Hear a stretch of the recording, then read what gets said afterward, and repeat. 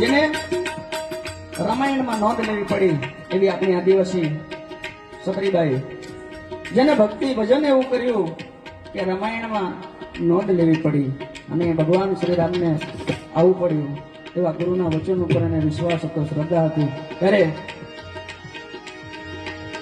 મારી ઝૂંપડી